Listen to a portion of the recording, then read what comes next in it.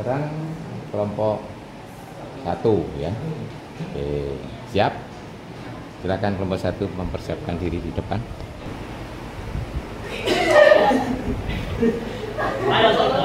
Assalamualaikum warahmatullahi wabarakatuh. Waalaikumsalam warahmatullahi wabarakatuh. Selamat siang teman-temanku semua, yang bukan teman-temanku udah selamat siang.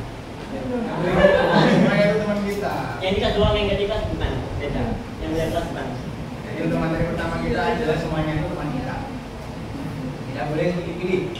Kalau sahabat wajib pilih-pilih. Pak panjang lebar lagi, langsung aja kita masuk ke materinya.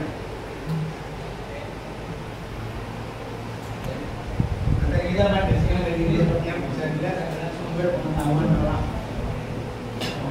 Ini ada aku. Makhluk. Iya ada aku. Ini pembahasan yang akan kita bahas pada siang hari ini. Pertama adalah Inggris, yaitu mengenai sejarah Hindawi. Kemudian rasionalisme. Ada sana. Kamu baca. Sorry, yang lagi. Stand up ini. Kemudian yang kedua, rasionalisme atau pengamatan secara logika menggunakan analisa. Kemudian eksperimen. Eksperimen. Kita mengotak-atik hasil yang telah kita peroleh untuk mendapatkan hasil yang terbaik. Ingat. Yang kelima ada model dan teori.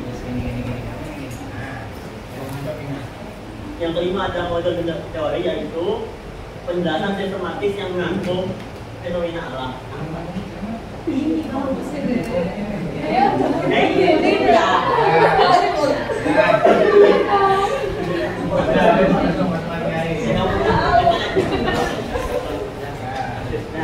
Oke, fine.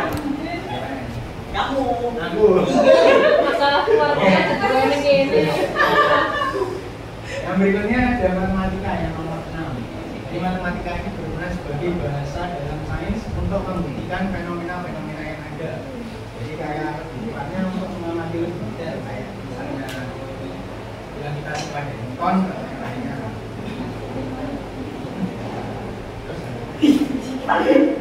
Terus beda ketika itu fisika kamu gravitasi Masuk ke ya hitungannya matematika. hitungannya makanya fisika itu sama kan Sahabat alam. filsafat alam merupakan cabang filsafat yang fokus pada pemahaman dasar tentang alam fisika dan fenomena alam yang ada di dalamnya. Oh ya. Yang pertama, saya menjelaskan secara kita mulai dari Enggak, di paus bukan di paus. Ini aku foto sama. Oh, kepala. Oh ya, Ini video ya kawan-kawan ya, bukan kita beda. mohon maaf sebelumnya ini Video. PPT-nya terdalam oleh update. Oke. Yang pertama ada empiris. Empiris ini adalah pengamatan indrawi atau empiris, pengetahuan yang diperoleh melalui observasi langsung terhadap pengetahuan. Oke, jangan ada sana. Empiris merupakan dasar dari metode ilmiah yang memungkinkan kita untuk mengumpulkan data nyata langsung dari lingkungan sekitar. Contohnya, nah ini mengamati. Contoh yang pertama di lingkungan sehari-hari kita adalah kita bisa mengamati cuaca hari ini. Misalnya ada hujan atau mendung, kita bisa membawa payung. Itu adalah contoh dari pengamatan secara Oh, kok hitam kayak gini? Maknanya ada di sini.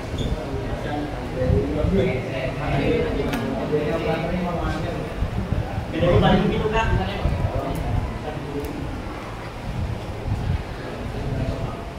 Nasional kan? nasionalisme PKN. Rasionalisme, metode yang menekankan peran akal rasio dalam penggalian informasi. Dalam filsafat sains, pengetahuan tidak hanya berasal dari pengalaman, tetapi juga dari kenalan deduktif yang mendalam. Contohnya, menyelesaikan tata-tata logika, misalnya menggunakan kenalan logis untuk memecahkan masalah MTK dan permainan satu. Masalah kalau kita main satu, masalah. Kita sama.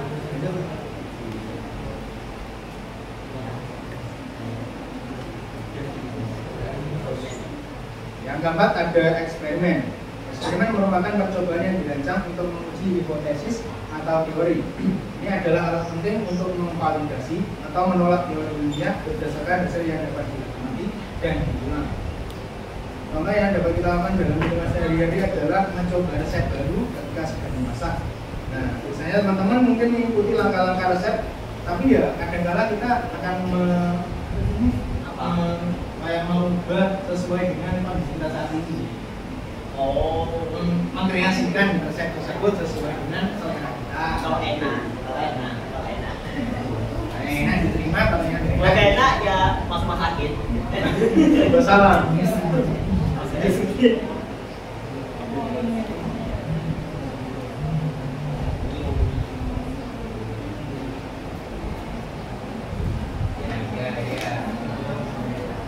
Model dari teori ilmiah, penjelasan sistematis yang mampu fenomena alam.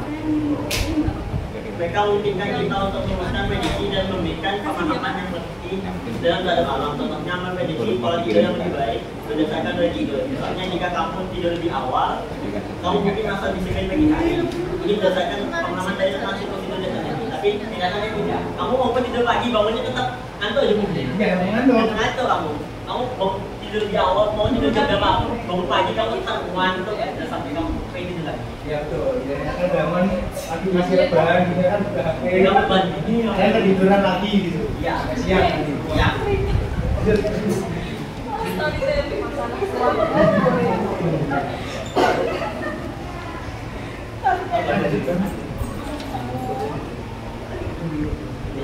Yang berikutnya adalah matematika. Matematika ini berperan sebagai bahasa utama kita dalam sains. Matematika digunakan untuk memformulasikan hukum-hukum alam dan dalam bentuk persamaan dan model matematis. Namanya seperti tadi yang telah saya sebutkan adalah hukum Newton, hukum gravitasi dari Newton. Yang 9,8 meter kan Tahu. Pokoknya itu pokoknya spesies apa lagi kan? Ini spesies apa? Ya. Pokoknya itu. Nah, matematika ini membantu dalam memformulasikan teori untuk memprediksi hasil dan memberikan pemodelan yang lebih presisi. Contohnya adalah menghitung anggaran bulanan. Buat kalian-kalian yang tiap harinya masih boros, yang masih mau jajan di sana sini, ini nggak bermaksud anda ya menyebut hal dengan Tapi fakta. ya. Kayaknya fakta banyak yang gitu. Ya, betul. Kamu menggunakan matematika untuk menghitung pengeluaran harian, memperkirakan biaya bulanan, dan memastikan anggaran bulanan kita cukup. Kalau minus ya ada boros. Ya, ini sih kalau nanti akhir bulan makannya uang instan. Ya, kalau ada uang. Kalau nggak ada ya uang. Puasa 24.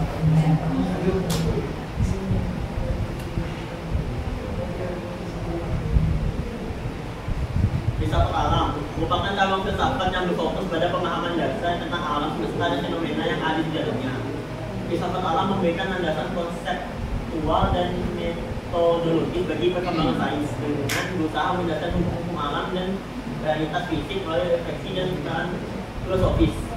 Refleksi filosofis ini memberikan wawasan mendalam mengenai konsep alam dan hukum-hukumnya. Contohnya menurut tentang hukum gravitasi saat menentukan benda. Ya, yang paling enak kan gitu. Misalnya ketika kamu menunjukkan apel dan jatuh ke tanah, kamu mungkin berpikir tentang konsep gravitasi yang menjelaskan tentang fenomena tersebut. Ya kok ke tanah? Ya, kelihatan nggak apanya? Apanya kelihatan nggak di dalam? Iya kan. Lo kata siapa? Kan dalam. Nggak ada banyak. Allah tadi lo bilang. Ngapain?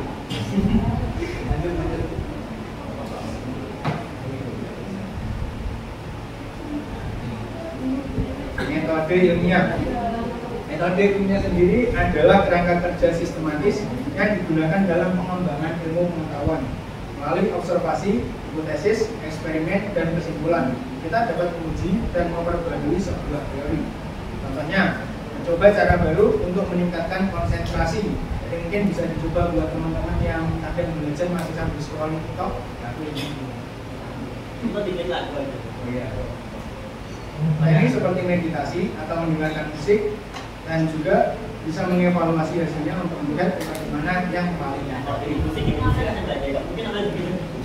mungkin kan. Ngapain? Mungkin bisa apa yang sekarang sambil ngecek. Gini ya, gini ya. Oke, lanjut. Ya.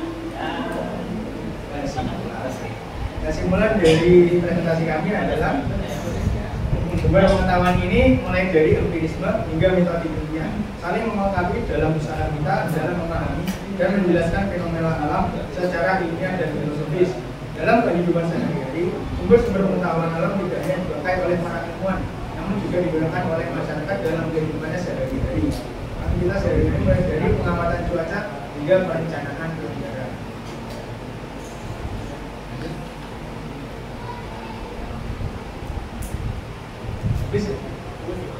Terima kasih, matur suwun, matur sangkalangkung.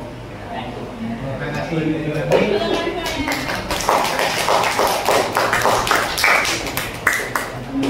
Silakan. Yang mau jawaban. Pertanyaan. Ya kan mau jawaban juga, beda banyak. Ini kan jawaban. Makanya Makanya mereka minta masuk pertanyaan, mereka minta jawabannya. dua orang. Laki-laki perempuan. Contohnya laki-laki atau perempuan? Ada satu laki-laki satu perempuan. Ya sudah langsung tanya. Langsung ya? Ini Catat. kamu dulu belum ya jawab. Kamu dulu. Iya, tidak jelas. Silakan, Rizky. Saya izin tanya, dalam sejarah perkembangan sains, terkadang suatu teori atau model ilmiah itu sering digantikan dengan teori yang lain yang lebih baru. Seperti ada teori yang kemudian disandung oleh teori yang lebih relevan lagi. Itu apa saja Pak yang menyebabkan hal tersebut? Waktu jadi kayak Sebentar, kita pun dulu.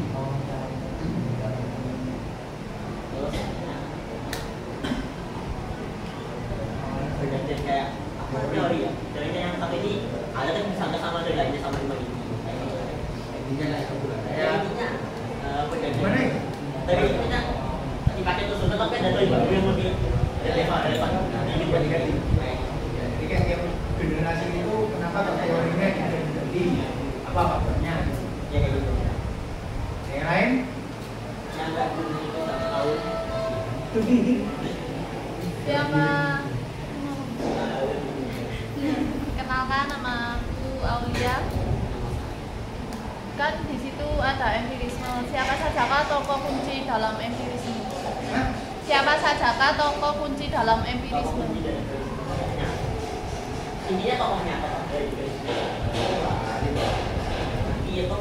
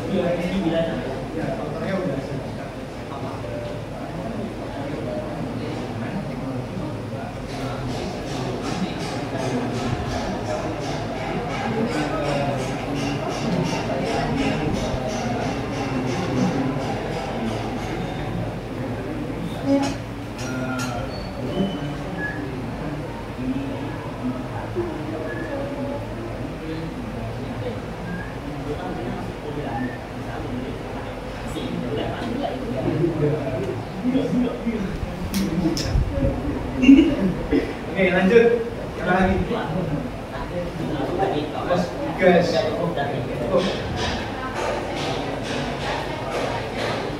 Mengacu pada matematika kan sains dasar berkelanjutan ya. Sains itu apakah selalu berkaitan dengan sumber pengetahuan alam? Apakah sains selalu berkaitan dengan sumber pengetahuan alam?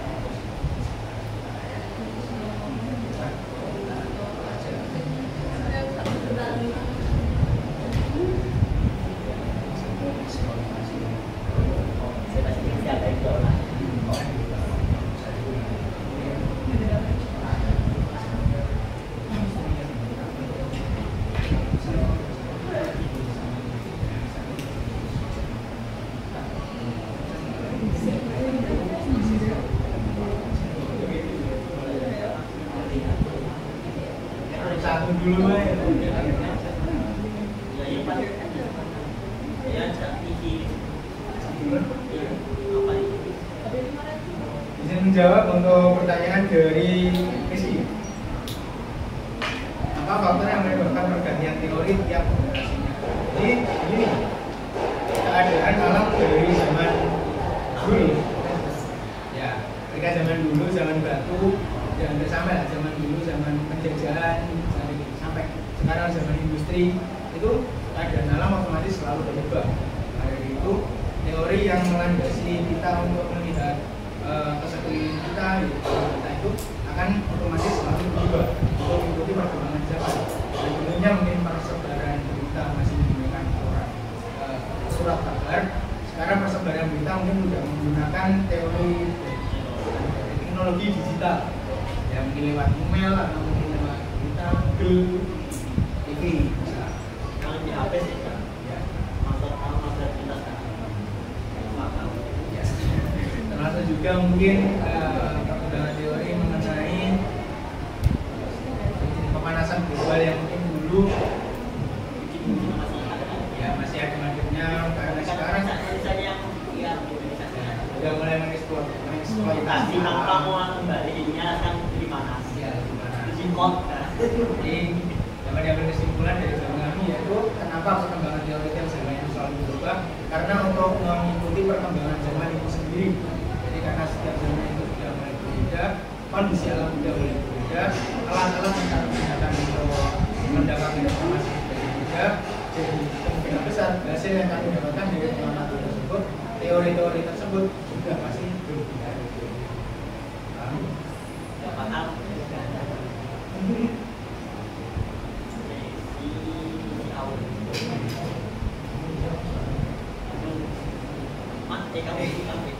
Lupa itu.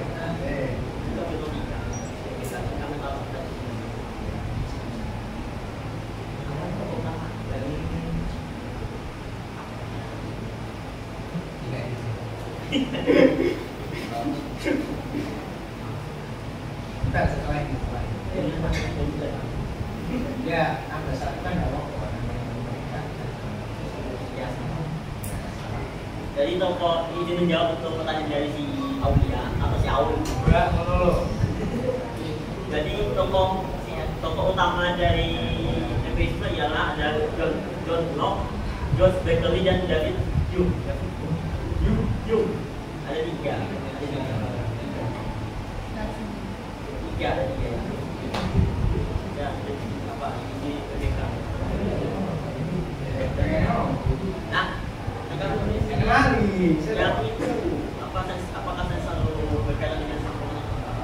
Tadi kau ini Pak. Apa gimana jawabanmu? Ini apa lari loh? Mana ya?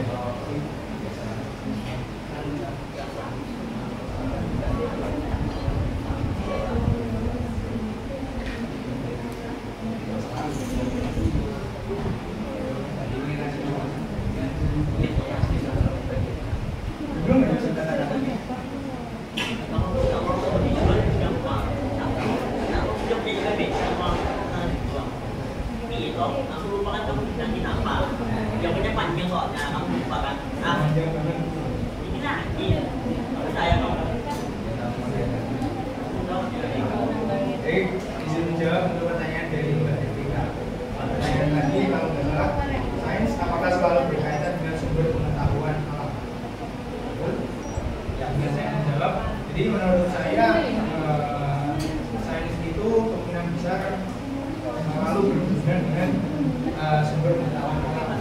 Kebanyakan. Jadi dikatakan tidak selalu berhubungan dengan sumber pengetahuan alam. Karena kemudian sumber pengetahuan alam itu adalah untuk mencari kayak bahan yang kita butuhkan dalam pada sains tersebut. Kayaknya kita jadi seperti kita itu mencari kayak bahan studi, misalnya kita mengambil observasi tentang planet yang agak jauh dari bumi, nah kita mengambil studi dari itu menggunakan sains. Tapi kembali lagi ke poin apakah salah menggunakan, jawabannya adalah karena mungkin manusia itu paling akal, manusia mungkin bisa mengambil tiga lain yang di luar alam, alam sekitarnya mungkin tidak mungkin mengambil dari imajinasinya mungkin di tentang imajinasi manusia, hasil kreativitas manusia sendiri.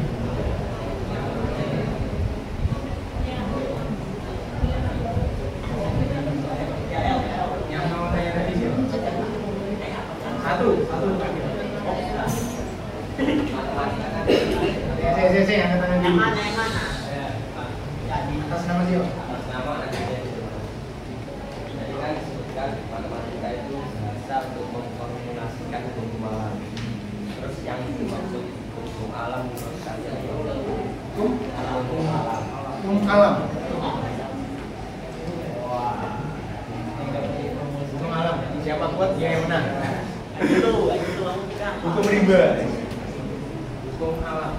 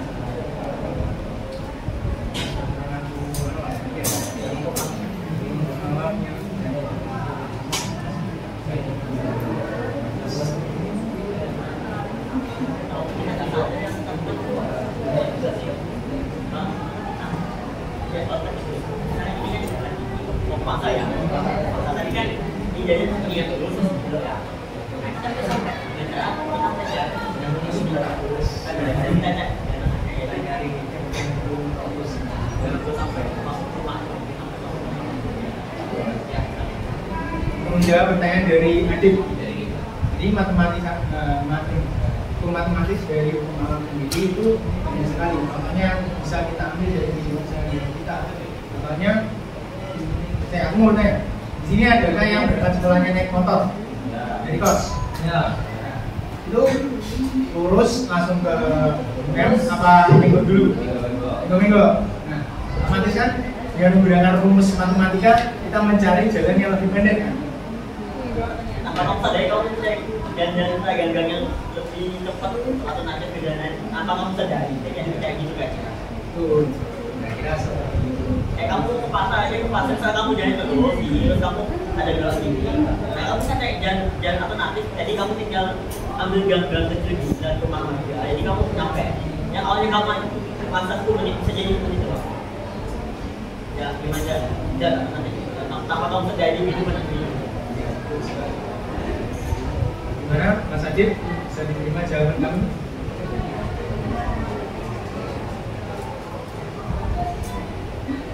Dari Bapak Ferry, apakah sudah bisa kami akhiri presentasinya? Oke, mungkin ada sedikit yang perlu disampaikan ya. Nah, anyway, ini karena kelompok yang pertama sudah relatif fokus ya. Nah, karena ini pionir. Ya, merintis nanti kan sebagai model untuk yang berikutnya, harapannya nanti yang berikutnya jauh lebih baik walaupun di sini tampilannya agak kocak. Kalau saya mengatakan mirip stand up comedy ya, di couple gitu ya. Oke, ini tidak apa-apa ya. Yang penting pesannya tersampaikan. Mungkin akan sedikit melengkapi ya. Tadi mungkin yang pertama urutannya akan lebih bagus kalau pengetahuan itu di dulu baru ilmu dan balik ya. Karena pengetahuan itu lebih bebas gitu ya. Kemudian ilmu itu sebenarnya kan seperti menjawab pengetahuan tapi lebih sistematis ya. Kalau pengetahuan kan bebas, dapatnya itu dengan cara apa saja. Yang penting terjawab pertanyaan kita ingin tahunya itu terjawab. Ya, metodenya bebas ya. Tapi kalau sudah dikatakan ilmu seperti ilmu pengetahuan alam atau sains, itu cara mendapatkan harus menggunakan suatu metode tertentu ya. Contohnya sini metode ilmiah ya, kalau di matematika disebut ilmu matematika. Jadi ilmu itu disebut bervariasi itu karena metodenya bisa berbeda ya. Nah, ilmu alam sering disebut dengan metode ilmiah. Kalau matematik metodenya apa? Karena saya juga pesan disinggung juga matematik gitu ya, karena ada di sini kan di departemen matematik ya, jadi mungkin filosofis matematik. Apalagi mata kuliah ini kan mata kuliah kemipaan, bukan keipaan ya. Kemipaan berarti ada unsur matematikanya. Kalau di sains itu terkenal dengan metode ilmiah. Kalau di matematik metodenya apa?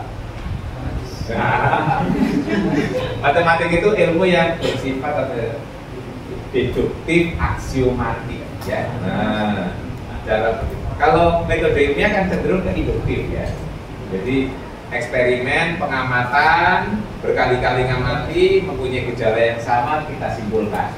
Itu namanya induktif ya. Kalau deduktif aksiomatik itu nggak boleh, berdasarkan pengamatan mempunyai sifat yang sama kita simpulkan, itu nggak boleh ya. Misalkan kita lihat pola bilangan ya, polanya kok begini, disimpulkan, itu belum selesai kalau di matematik ya. Itu baru dugaan ya. Kalau dalam sains juga ada dugaan yang namanya hipotesis ya. Kalau di matematik dugaan, kalau di matematik dugaan itu disebut apa? Konjektur ya. Konjektur itu belum hukum ya, masih bisa benar, bisa salah. Kalau orang mau menyalahkan, udah cari counter example. Kalau mau membenarkan, ya harus dibuktikan gitu ya. Konjektur tadi kalau sudah dibuktikan akan jadi suatu dalil, sifat atau teori. Ya. Nah, startingnya tadi disebut deduktif aksiomatik karena matematik berangkat dari aksioma atau postulasi ya, asumsi dasar ya. Itu kemarin di kuliah pertama kayak sudah singgung ya itu. Jadi cara berpikirnya deduktif. Itu yang membedakan matematik nanti dengan metode yang berbeda akan muncul cabang-cabang ilmu yang lain ya. Nanti ada ilmu bahasa, ilmu agama, ilmu filsafat dan seterusnya.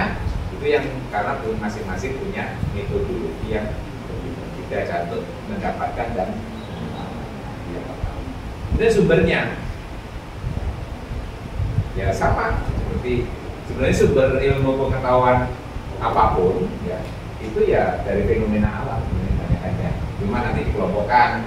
Kalau yang biologi fokus pada hayati ya kan ya. Kalau fisika itu fokus pada dalam yang sifat mungkin hayati yang semuanya itu memang ada asumsi dasar orang melakukan pengamatan itu. Asumsi dasarnya apa? Ya tadi bahwa alam ini pasti punya keteraturan ya itu ya. Itu kalau mohon maaf kalau dalam Islam disebut dengan sunatullah ya. Jadi semuanya itu nggak akan berjalan begitu saja, mesti ada rule-nya. Kalau nggak ada aturannya bisa berbahaya. Nah, berdalam bisa tabrakan itu. Nah, orang itu, nah akhirnya kan mengamati ya, mengamati itu akhirnya mengungkap keteraturannya itu di mana. Nah keteraturan itu akhirnya dibakukan dalam sains tadi contohnya ya, misalnya dalam sains. Nanti kalau ilmu sosial ya memperlihat keteraturan hubungan sosial itu ya. Ilmu bahasa melihat keteraturan bahasanya, ilmu agama melihat keteraturan agama dan seterusnya. Ya pada dasarnya asumsi dasar orang membuat ilmu itu yang diamati ada aturannya, keteraturan. Cuma manusia berusaha mengungkap keteraturannya. Matematik pun juga melihat keteraturan, cuma cara mengembangkannya tidak dari pengamatan. Pengamatan itu hanya sebagai sumber inspirasi kalau matematik ya. Nanti dibuktikan secara positif.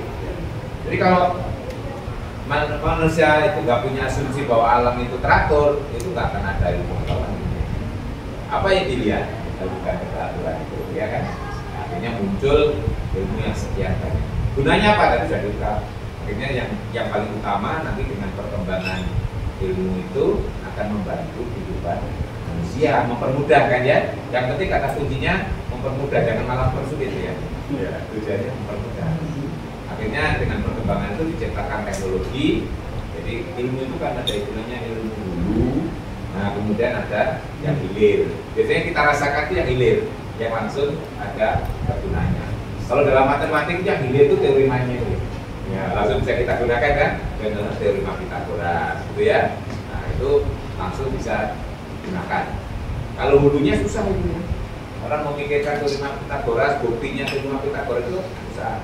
Tapi kalau tinggal pakai tukang batu pun bisa pakai ya. Nah, tapi mungkin nggak tahu bukti ilmu Pitagoras ya. Dan tanya bukti Pitagoras pada tukang batu. Tapi kalau dia menggunakan bisa. Ya. Kalau dia supaya ini fondasinya nanti siku-siku, dia pakai 345 itu sering ya apa? Yang paling apa kan dia 345 ya. Dia ditarik ke sini 3, tarik ke sini 4, ke 5. Kalau itu sudah terpenuhi pasti siku-siku gitu ya. Dia yakin. Tapi cuma keyakinannya tidak berdasarkan bukti gitu ya. Karena pengalaman. Kalau seperti itu baru ilmu alam ya, belum matematik. Tapi kalau sudah tahu bukti bahwa itu tadi benar secara deduktif, itu baru ilmu matematik. Baik. Nah nanti mungkin sedikit ditambahkan nanti ya. Jadi macam-macam ilmu tadi karena punya metodologi yang berbeda, akhirnya muncul berbagai macam ilmu itu ya. Salah duanya itu yang ada di kita, yaitu sains dan matematik. Salah yang lain masih banyak gitu ya. Nanti bisa dilihat, mungkin disinggung sedikit metodenya dan mungkin tokoh-tokohnya gitu ya. Nah tadi ada pertanyaan tentang tokoh-tokoh. Tadi kebetulan tokoh di aliran, mungkin tokoh-tokoh di masing-masing ilmu yang memulai dulu siapa itu kan bisa di link ya, nanti bisa dilengkapi biar menjadi bacaan. Mungkin nanti juga aliran-aliran dalam merumuskan ilmu itu kan ya. Ada yang berdasarkan empirik, ada berdasarkan apa, kita butuh beberapa aliran nanti kelebihan dan kekurangannya apa. Misalnya contoh aliran empirik itu kan pengalaman jadi penting kan ya, pengamatan, pengalaman. Tapi kelemahannya apa? Masih terbatas. Karena indera manusia itu terbatas. Tapi nanti untuk mengatasi itu apa? Diciptakan alat bantu. Tapi alat bantu itu juga terbatas juga toh. Nah itu kelemahannya. Keunggulannya kita bisa mengamati banyak hal ya. Nanti kontraskan dengan yang metodenya mungkin yang formal, rasional. Jadi aliran rasional itu yang seperti matematik itu, deduktif, aksiomatik itu rasional, mengandalkan pikiran. Akhirnya dia itu bisa mempelajari sesuatu yang tidak konkret. Contohnya matematik, banyak dipelajari sesuatu yang tidak konkret. Contohnya yang konkret ada sekarang kan kenalnya dimensi itu dimensi 2, dimensi 3. Tapi kalau Anda belajar matematik nanti ada dimensi 4, 5, 6, dimensi N. Loh, itu kalau kita mengandalkan pikiran bisa melayang kemana-mana yang secara empirik, secara fakta belum tentu ada, gitu ya. Tapi secara nalar logis. Karena kita hanya mengandalkan penalaran yang logis. Itulah gunanya nanti kadang ada kuliah logika dan pembuktian ya. Nah itu nanti bagaimana membangun penalaran yang valid gitu ya. Nah valid itu penting. Jadi kalau sudah bernalar, nalar kita itu dilepas bisa kemana-mana itu banyak di luar jangkauan. Itu maksudnya di luar jangkauan yang empirik gitu ya. Banyak hal yang bisa kita jelaskan dengan menggunakan nalar tanpa adanya fakta gitu ya. Nah di situ keunggulannya. Jadi masing-masing punya keunggulan dan kelemahannya apa nanti bisa dicari ya. Nah nanti beberapa aliran itu bisa punya keunggulan, kelemahan akhirnya menghasilkan beberapa ilmu. Itu nanti mungkin bisa dilengkapi ya. Itu karena sumber inspirasi mengembangkan ilmu. Baik, anyway sudah cukup bagus ya. Nah, nanti bisa dilanjutkan, diperbaiki lagi dan kelompok-kelompoknya. Harapannya nanti itu lebih baik ya. Ya mungkin kalau kelompok 2 karena hampir bersamaan kita dulu banyak nanti mulai kelompok 3 itu kan sudah berganti waktu, punya waktu yang agak panjang nanti untuk baik. Oke, terima kasih, bisa diakhiri. Terima kasih telah menyaksikan presentasi dari kami. Oh ya, Kalau minyak maaf. sebentar. Apa? Kita minta maafnya nanti. Tapi itu kita pantun dulu lah. Kejawab beri sukun. Terima kasih dan matur nuwun. Nanti kelompok 1 jangan lupa untuk merevisi dan diupload kembali ke itu ya di forum diskusi biar nanti sebagai bacaan temannya berikutnya referensi ya, menyiapkan ujian.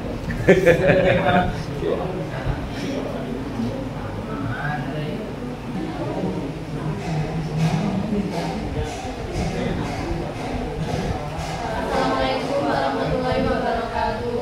Waalaikumsalam warahmatullahi wabarakatuh. Perkenalkan, kami dari kelompok 2 yang mempresentasikan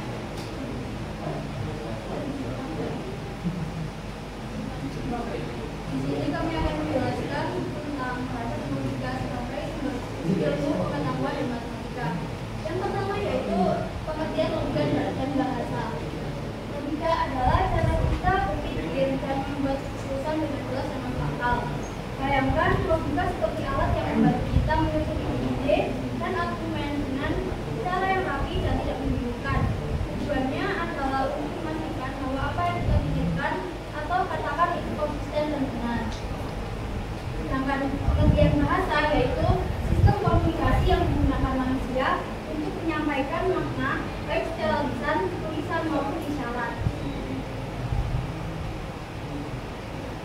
Yang berikutnya adalah contoh sederhana logika. Yang pertama ada pernyataan kondisional. Yang contohnya adalah jika hari ini hujan maka Aul akan membawa payung. Ini adalah pernyataan logika yang menyatakan hubungan sebab akibat jika kondisi hari ini hujan maka kita akan mengambil tindakan membawa payung. Logika membantu kita membuat keputusan untuk membawa payung bergantung pada cuaca. Yang kedua adalah simpulan dari pernyataan tersebut. Pernyataan pertama, untuk siswa kelas B membawa buku matematika. Pernyataan yang kedua, Maura adalah siswa kelas D. Kesimpulan, Maura membawa buku matematika. Dengan menggunakan pernyataan pertama dan kedua, kita dapat menarik kesimpulan yang logis bahwa Maura sebagai salah satu siswa di kelas tersebut pasti memiliki buku matematika.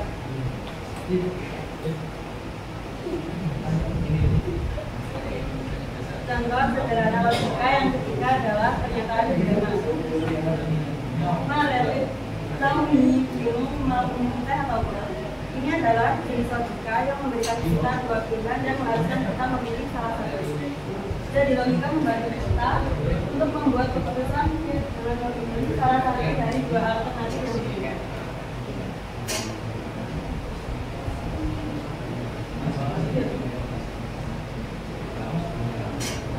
Fungsi logika dalam menjadi sumber ilmu pengetahuan yaitu yang pertama, membangun argumen yang konsisten.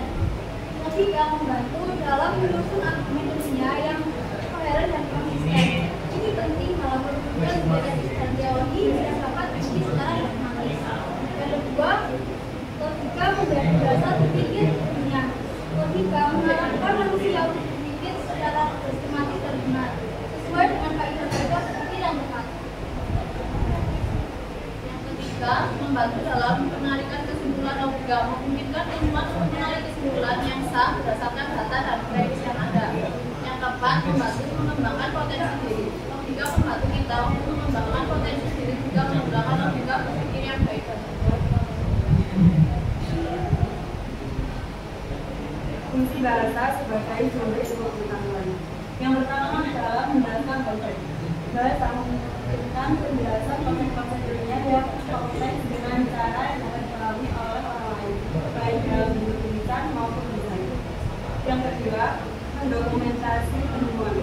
Bahasa memungkinkan ilmuwan untuk menulis laporan penelitian, artikel, dan buku yang mendokumentasikan penemuan dan teorinya.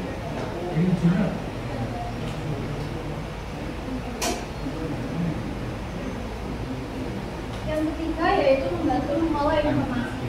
Kata-kata yang dibahasakan dengan baik dan benar akan memudahkan kita dalam mengolah informasi yang didapatkan. Yang keempat yaitu sarana berpikir ilmiah. Bahasa merupakan alat untuk berpikir dan berkomunikasi dalam proses berpikir ilmiah. Bahasa digunakan untuk menyampaikan jalan pikiran baik yang berlandaskan logika induktif maupun deduktif. Yang selanjutnya adalah hubungan logika dengan matematika.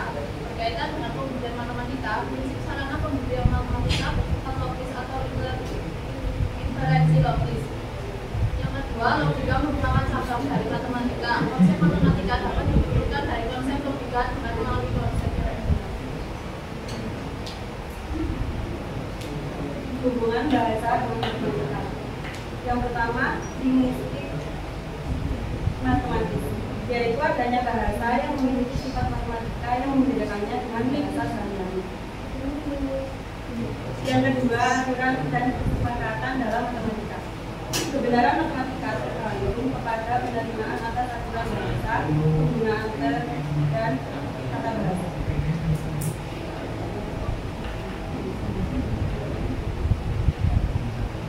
Yang terakhir yaitu kesimpulan. Logika dan bahasa berfungsi sebagai dasar yang mendukung dan memperkuat perkembangan ilmu pengetahuan alam. Logika memberikan kerangka untuk berpikir yang sistematis dan koheren. Sementara bahasa menyediakan alat untuk komunikasi dan dokumentasi pengetahuan. Bersama-sama, keduanya memungkinkan ilmuwan untuk mengembangkan, menguji dan menyebarluaskan pengetahuan dengan cara yang efektif dan efisien.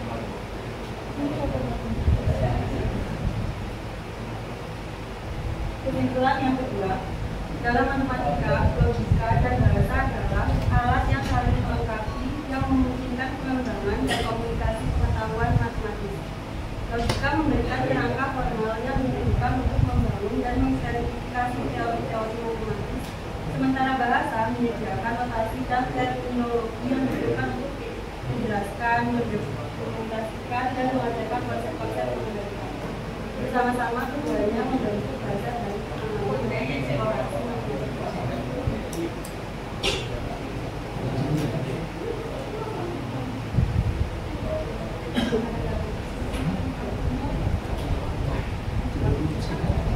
Sekian dari presentasi kami. Apakah ada yang bertanya? Kami menampung hati kami bertanya.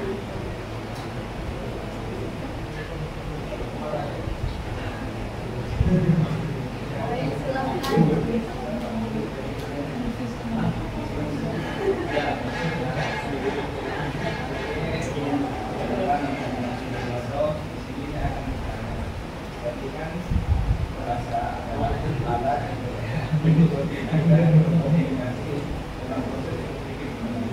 Proses juga digunakan untuk menaikkan dalam pikiran. Bagi pembahasan maupun pertanyaan saya, apa sih pengertian dari logika deduktif dan deduktif?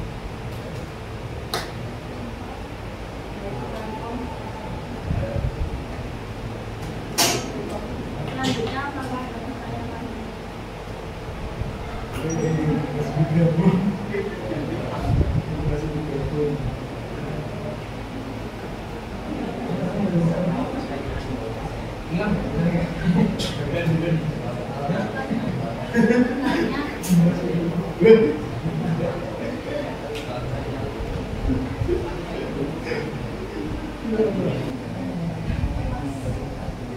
Menjawab dari pertanyaan yang tadi.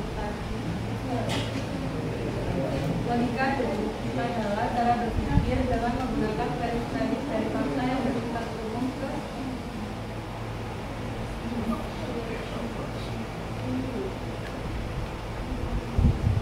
bersifat umum ke khusus yang menjadikan kesimpulan. Sementara logika induktif yaitu cara berpikir yang berdasarkan fakta-fakta yang bersifat khusus terlebih dahulu dipakai untuk menentukan kesimpulan.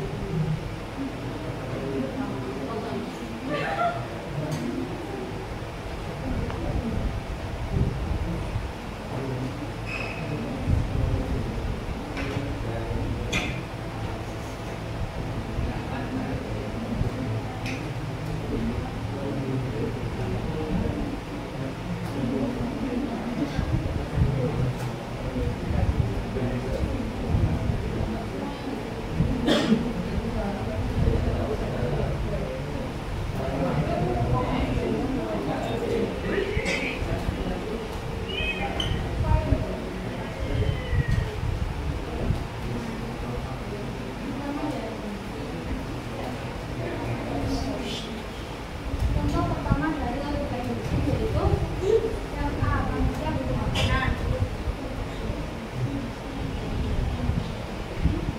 B, hewan juga butuh makanan. C, tanaman butuh makanan. Jadi kesimpulannya semua manusia hidup butuh makanan. Contoh yang selanjutnya itu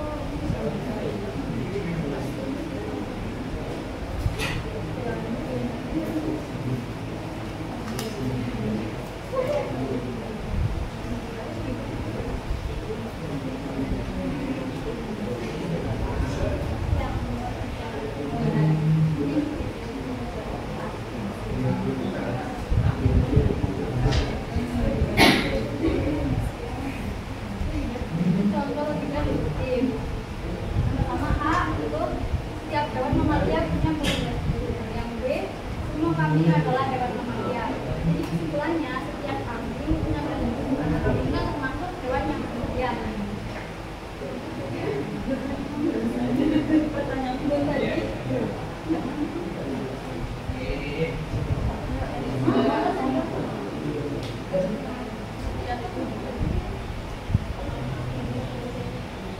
Apa jawabannya?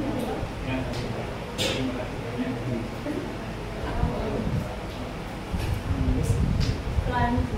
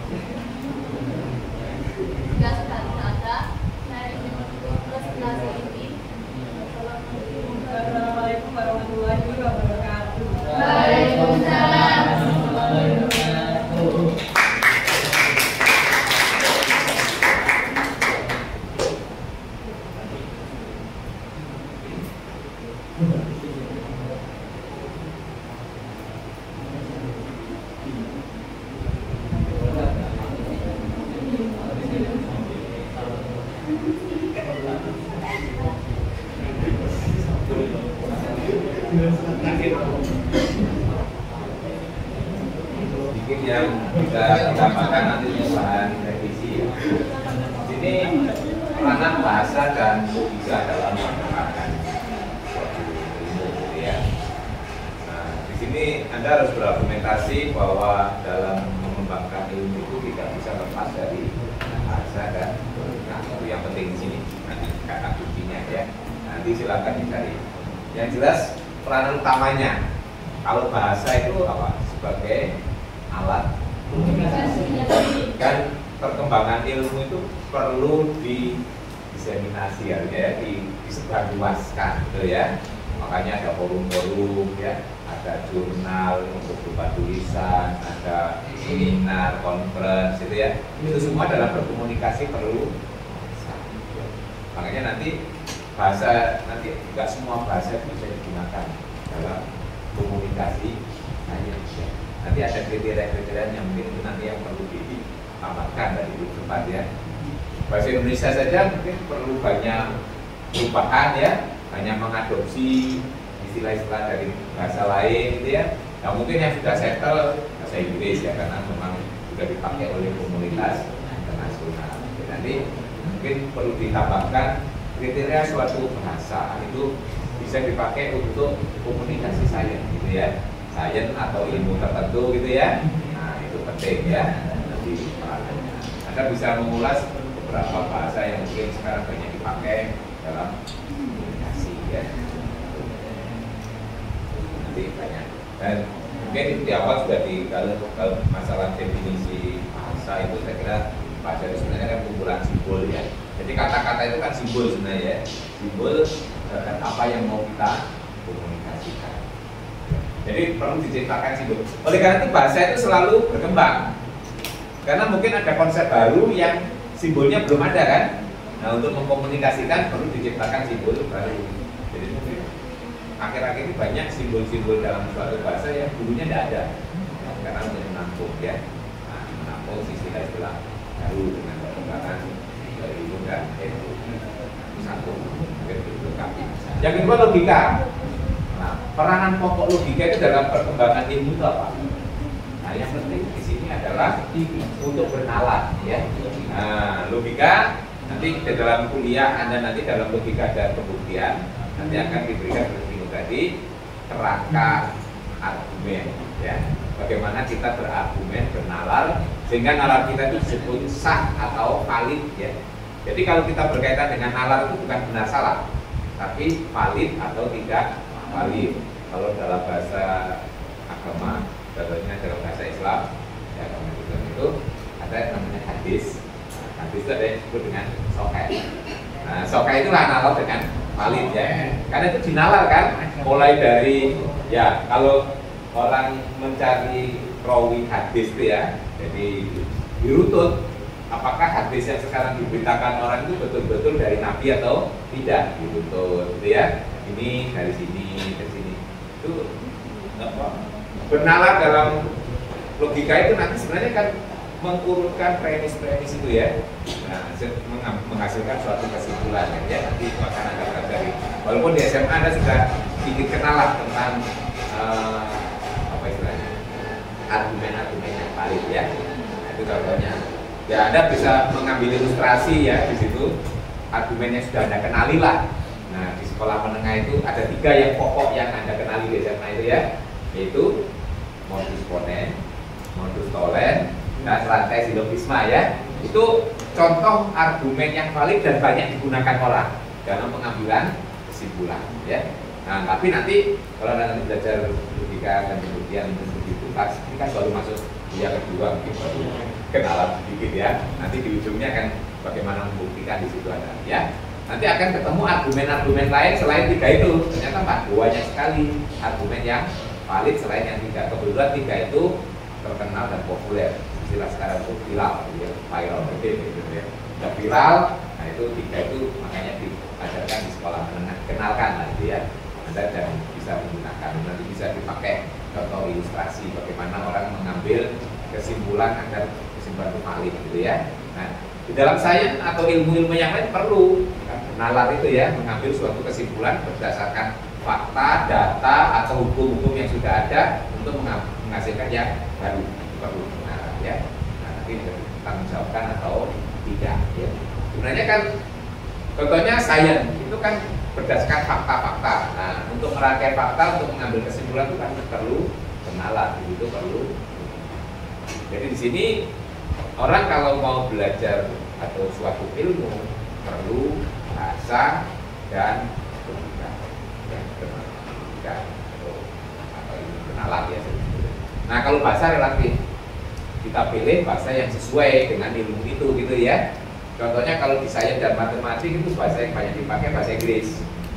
Oleh karena itu kalau Anda kebetulan sekarang sudah masuk di prodi matematik, departemen matematik, kalau ingin maksimal belajar matematik harus menguasai bahasa Inggris gitu ya. Di sini harapannya kesimpulan argumentasi dari makalah kedua itu kita menunjukkan bahwa rasanya it is impossible mengembangkan suatu ilmu tanpa bahasa dan logika yang tinggi. Oke, jadi cukup lumayan juga sudah cukup bagus kelompok 2 gitu ya. Nah, untuk awal yang baik karena kesempatan pertama kan tidak banyak, kurang dari sepekan gitu ya persiapannya. Nanti untuk kelompok 3 dan seterusnya karena waktunya relatif lebih panjang harusnya lebih baik. Saya ingatkan kalau bisa nanti bisa di-upload bahan itu sehari sebelumnya ya, biar temannya itu bisa mempersiapkan sehingga nanti lebih banyak lagi yang memberikan kontribusi bertanya maupun memberikan masukan untuk perbaikan ya. Oke, seperti kelompok 1 lagi, kelompok 2 secepatnya makalahnya direvisi, diupload kembali sehingga menjadi bahan bacaan untuk teman-teman yang membantu. Yang lain ya jangan puas dengan hanya makalah itu ya, nanti bisa ditambah lagi dengan sumber-sumber bacaan yang ada. Sumber bacaan kita cukup banyak untuk makanya seperti yang sudah diberikan. Nanti kalau kurang cari lagi sendiri ya, saya kira sangat banyak. Maka tadi kalian sudah maupun juga sumber-sumber dari yang lain yang ada dapatkan ya. Di browsing saja dengan kata kunci yang dikehendaki, saya kira semua referensi itu akan muncul gitu ya, baik yang free maupun berbayar. Mungkin Anda menghindari kalau yang free aja gitu ya.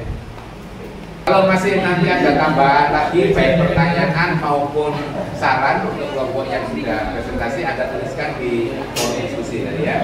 Kalau ke kelompok 1 tuliskan di kolom kelompok 1, atau yang kolom diskusi kelompok 2. Menambahkan misalnya tadi nggak sempat bertanya di kelas, nggak sempat memberikan saran.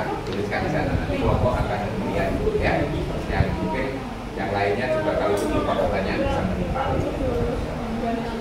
Ada pertanyaan?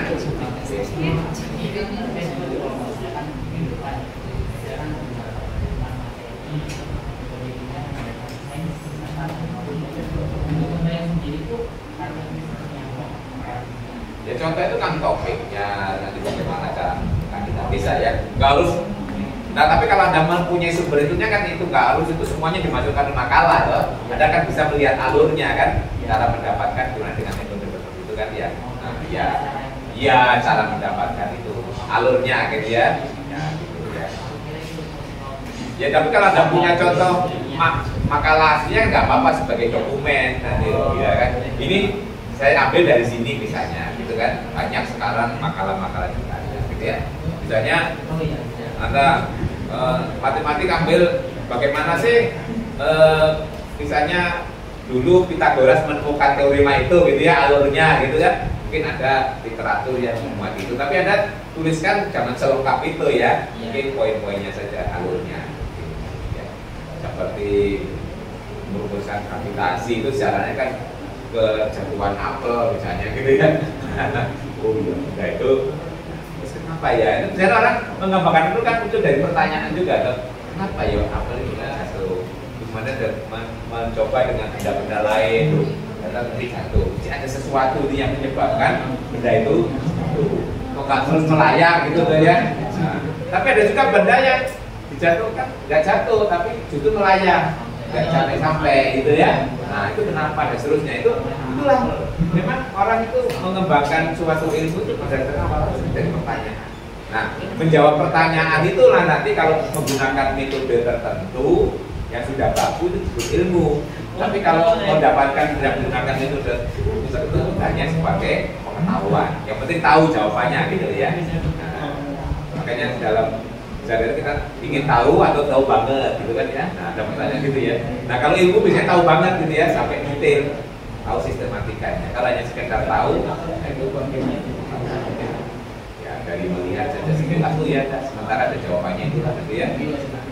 Tapi kalau ilmuwan nggak cukup dengan itu, sampai yakin betul ya. Nah makanya ada eksperimen, ada penalar itu adalah dalam rangka meyakinkan apakah jawaban sementara yang saya dapatkan itu betul-betul meyakinkan gitu ya.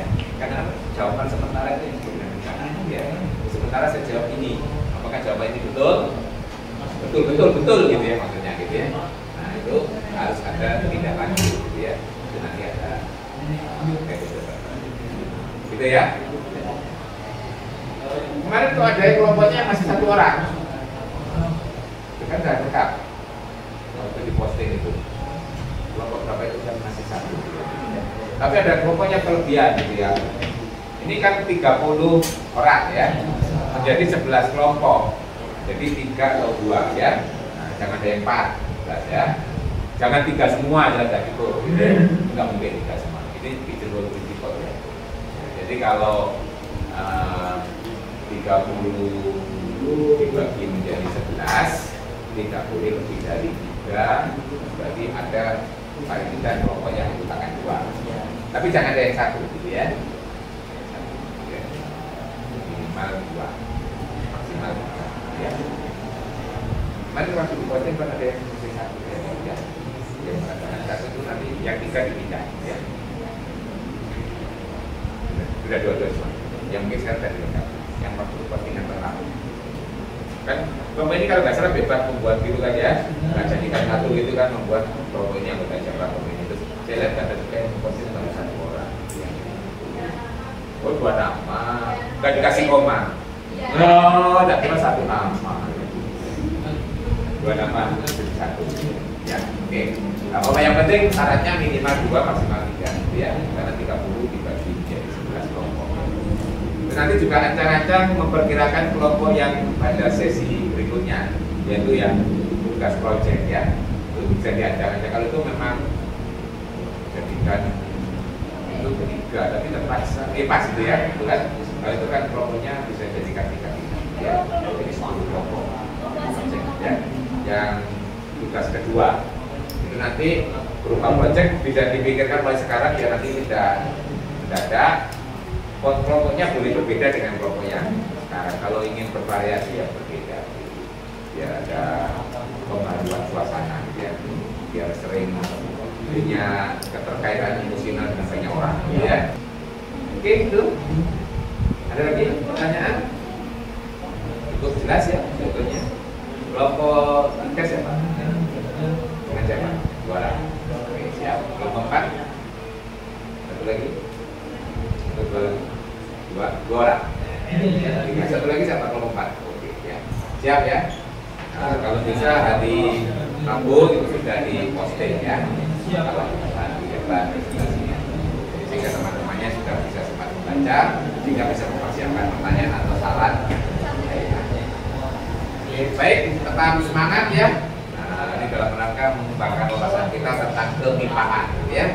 Jangan lupa juga diberikan tentang matematikanya. Ya. Memang di situ konsepnya hanya tentang sains, tapi ingat ini adalah kemipaan dan kebetulan ada di prodi matematika. Jadi harus juga wawasan tentang. Oke, sampai ketemu lagi Kamis pekan depan. Assalamualaikum warahmatullahi wabarakatuh.